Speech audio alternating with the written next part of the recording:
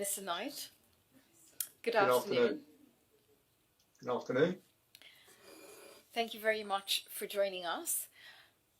We have just heard from a previous witness that on the day of the murder of Mr. Wickrematunge, on the 8th of January 2009,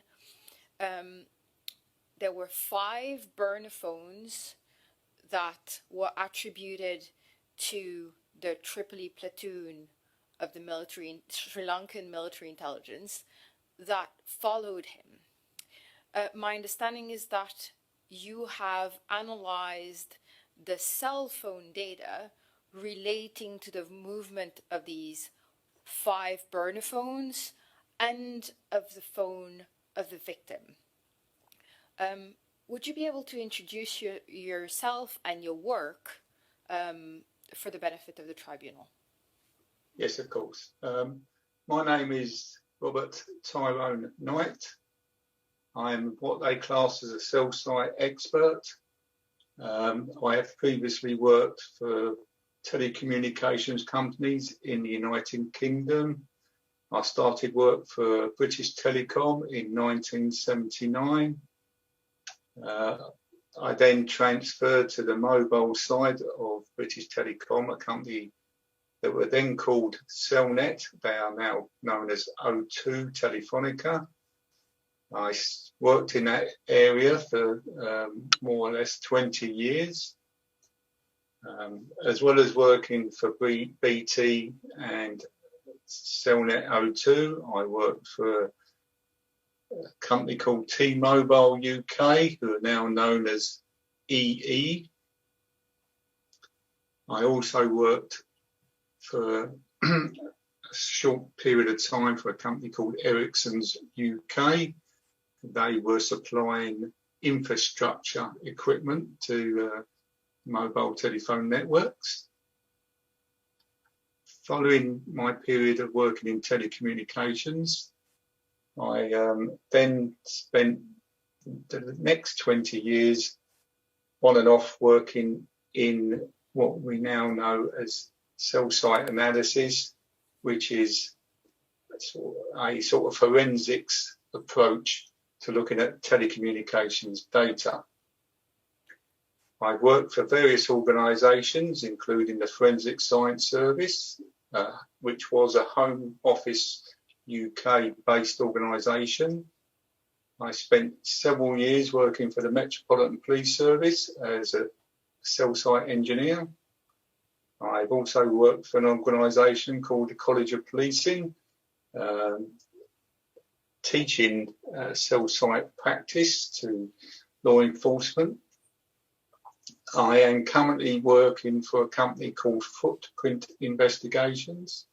This is a private company. I work on behalf of prosecutions and defence. I attend court on a regular basis, giving expert evidence in the field of cell site analysis. Could you briefly explain the methodology that you used in the analysis that you performed? Yes, before we start, would you like me to go through a basic understanding of how cell site works? I have a presentation that usually helps if people don't understand the principles of cell site. Absolutely, yes. Thank you. Right, I'm going to try and share my screen. Hopefully it works. This is a presentation. It's very basic, but it should give you an overview of how the cell site works, and then it gives you an insight into how we interpret the data.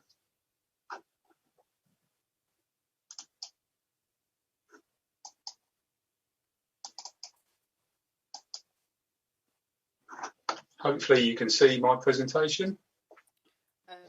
Not yet, no. Oh. It says it's sharing, so I'll try again.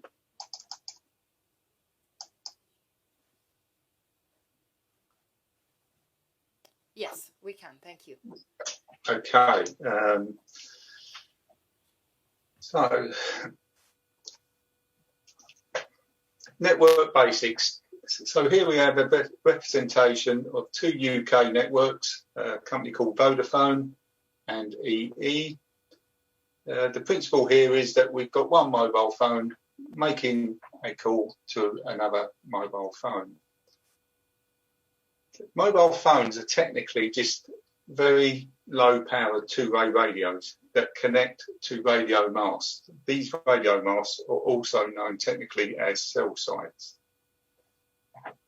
So in this example, we've got, say, the Vodafone mobile wants to call the EE mobile. The Vodafone mobile detects a cell site that's going to provide it with a radio signal. The mobile device connects to the cell site, makes the call. The call routes via the cell site to the Vodafone core network. Here, the call routes via connection between the two networks to the EE network. The EE network will send out a message trying to locate the mobile. The mobile sees that message, responds, and then a link is set up between the two mobiles and a voice call can be made. During that process, the networks create what we call a call data record. And a call data record contains several amounts of information. And at the bottom of this presentation, there is an example of the type of information that will appear on the call data record. Could the you first walk thing, us, yeah, my question was just whether you could walk us through the various details that you get as for every call that is made through the towers. Yes, this is the information is contained in these call data records. It's the information that I work with to come to my conclusions when I'm analysing cell site. So when we create the call record by the network, the first thing you get is the date of the event. So if it's a voice call, it's the date of the voice call. You then get the time, the exact time the voice call was made. You get the calling number. So that's, in this case, it would be the Vodafone number calling the EE number. So Vodafone is the calling number. EE would be the receiving number. Also contained in the call data records is the thing called the IMEI, which is the unique identification number of the mobile device. So each mobile telephone device has its own unique number. One of the other parameters that are contained in the call data record is the type of call. At the time of this event in 2009, you would normally see voice calls and text messages. So the type of call would be an outgoing voice call or an incoming voice call, an outgoing text message or an incoming text message. Also, they record the duration of the voice call, mainly for billing purposes. They need to bill the customer.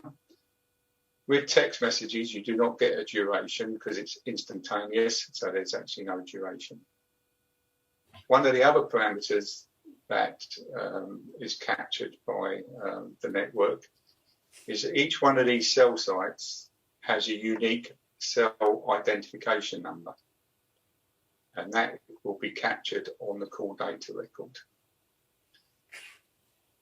And lastly, as an example on this slide, usually the location of where the cell site is given in the name. In the UK, it's very common for that name to be a name of a building that the cell site sits on. Or it may be the district or the area in which the cell site is located. Mr. Knight, before you move on, could I ask you to clarify one point? We have heard from our previous witness that the Mount Lavinia Police and subsequently the Central Investigation Division in Sri Lanka obtained this data, the different metadata that you showed us relating to these 5 burner phones and the victim's phone, that these were obtained from the mobile phone provider. And can you confirm that this is the data, the nature of the data that you received and upon which you based your analysis? Yes, our company were given copies of that call data obtained from the mobile phone networks. Thank you. You can proceed with your explanation on the methodology. Yes. I'll just basically skim over this one. Mobile phone cell sites can contain all the technologies that are in existence. So as of today, there's 2G, 3G, 4G, and now 5G. And all these technologies can be operating off of just one cell site. So they're all co-located in the same area as a general rule. As we're moving forward, 2G, 3G will slightly disappear and there'll only be 4G and 5G. So that what you're allowed to use is determined by what contract you have with your network provider. I'll just move on to the next one. Now, the basics of what cell site you're going to connect to will depend on, generally, you connect to the cell site you're nearest to because that's going to give you the best serving signal. However, there is caveats to that in that sometimes the cell site closest to you, the signal may be blocked by obstructions such as buildings or hillsides. If that is the case, then the mobile phone will seek to find a signal from the next best serving cell, which may be slightly further away. So in this example, we can see on the top here is a cell site on top of a building. However, Mr. Knight, if I may interrupt you, I think that we've lost your presentation. We cannot see it at the moment. I believe you're referring to a specific visual presentation. Yes, it's slide 4 of my presentation. Thank you. I'll try again. I haven't done anything, so I don't know why it's. Thank you very much. Have you got it again now? Not yet, no.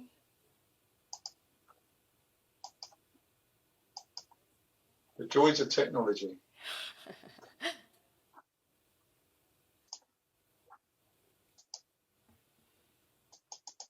Yes, we only saw the first slide, actually.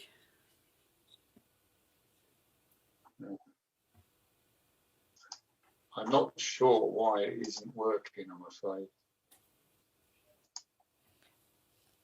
Our technical team just signaled that you need to try to share it. Yes, I'm pressing the share, yeah.